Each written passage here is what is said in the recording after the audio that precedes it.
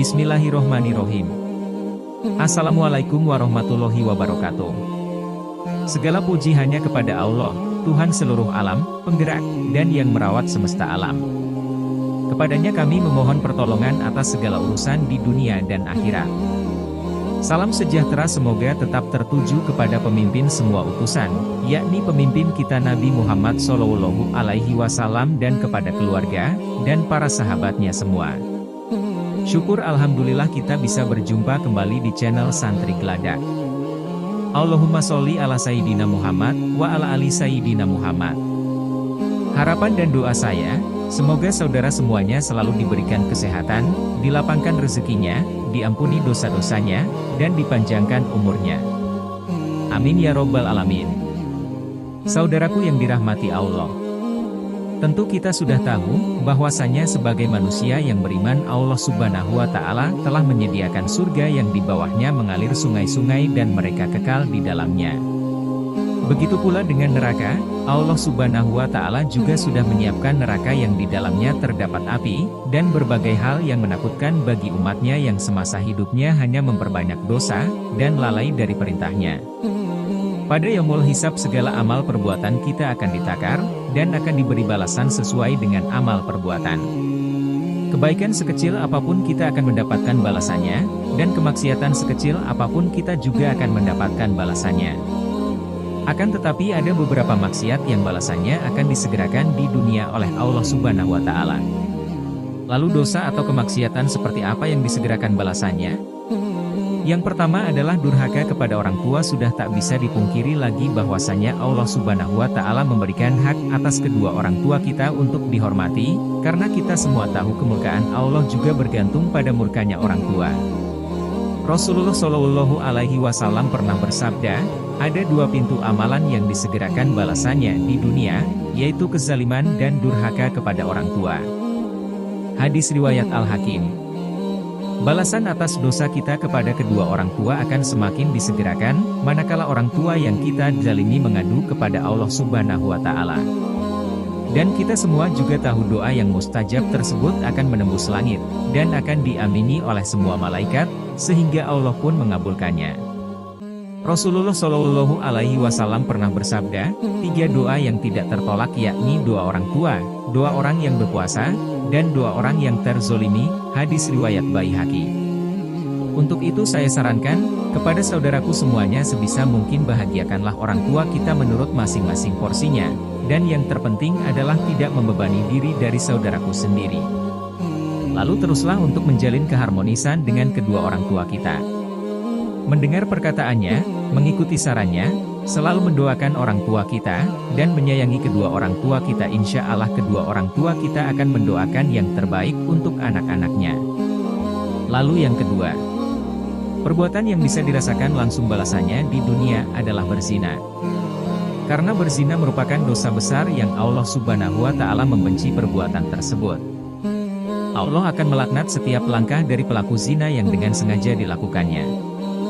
Apa ada zina yang tanpa sengaja kita lakukan? Jawabannya adalah ada. Contohnya adalah zina mata, akan tetapi kali ini tidak akan membahas zina mata lebih luas lagi. Mari kita lebih fokus pada zina besar, yakni melakukan hubungan suami istri yang tidak sah secara hukum maupun agama. Lalu apa balasannya di dunia? Ketika berzina, Allah Subhanahu wa Ta'ala akan menutup setiap pintu rezeki bagi mereka yang terus melakukan zina dan tidak segera bertaubat. Mungkin memang tidak seketika itu Allah Subhanahu wa Ta'ala menutup pintu rezeki dari seseorang yang berzina, akan tetapi Allah Subhanahu wa Ta'ala akan memberikan azab yang lebih halus bagi para pelaku zina. Misalnya adalah kehancuran rumah tangganya, diberikan penyakit yang akan menghabiskan biaya sangat banyak, sehingga semua harta bendanya habis. Dihinakan dari masyarakat, dan akan terasa sangat sulit untuk mendapatkan rezeki dari Allah Subhanahu wa Ta'ala. Bagi orang yang sadar diri maka mereka akan segera bertaubat. Tapi bagi mereka yang tidak sadar diri maka mereka akan mengumpat, dan justru semakin mereka mengumpat, maka berbagai azab kesulitan yang diberikan Allah Subhanahu wa Ta'ala kepada para pezina akan bertambah besar. Akan tetapi bagi mereka yang sadar diri dan segera bertaubat dari segala kemaksiatannya, insya Allah, Allah Subhanahu wa Ta'ala akan menunjukkan jalan dan membukakan rezeki baru bagi mereka yang mau bertaubat dari zina, karena kita semua tahu Allah Subhanahu wa Ta'ala Maha Pengampun lagi Maha Belas Kasih. Kemudian yang ketiga, berlaku curang dalam berdagang. Dalam perniagaan atau jual beli terdapat dosa yang langsung dibalas saat masih di dunia, yakni curang dalam timbangan. Kecurangan yang umum dilakukan oleh setiap pedagang adalah mengurangi takaran timbangan. Perbuatan mengurangi takaran timbangan memang akan mendapatkan untung yang besar. Akan tetapi tanpa kita sadari perbuatan tersebut akan mendapatkan balasan secara langsung oleh Allah Subhanahu wa Ta'ala di dunia. Balasan yang diterima oleh para pelaku pedagang curang adalah kesulitan mendapatkan bahan atau barang dagangan, musim paceklik yang berkepanjangan, ketidakbahagiaan hidup dalam keluarganya, rezeki yang semakin hari semakin sulit didapat, semakin berkurangnya pembeli, mendapatkan berbagai masalah dalam kehidupannya, akan dizalimi sesama pedagang, barang dagangan yang tidak laku-laku, dan masih banyak yang lain lagi. Rasulullah Shallallahu Alaihi Wasallam bersabda, menjadikan akhir zaman sebagai tujuan hidupnya, maka Allah akan jadikan kekayaan dalam hatinya. Allah himpun kekuatannya dan dunia akan menghampiri, meski ia tidak menginginkannya. Dan sebaliknya, barang siapa menjadikan dunia sebagai cita-citanya, Allah jadikan kefakiran ada di depan matanya. Allah cerai-beraikan urusannya, dan di dunia tidak akan menghampirinya kecuali apa yang sudah Allah takdirkan untuknya. Hadis riwayat Tirmidzi. Dari hadis tersebut sudah jelas dikatakan bahwa, jika kita di dunia hanya mencari, dan ingin menumpuk harta dunia saja, maka Allah Subhanahu wa Ta'ala akan memberikan rezeki yang sudah menjadi takdirnya saja.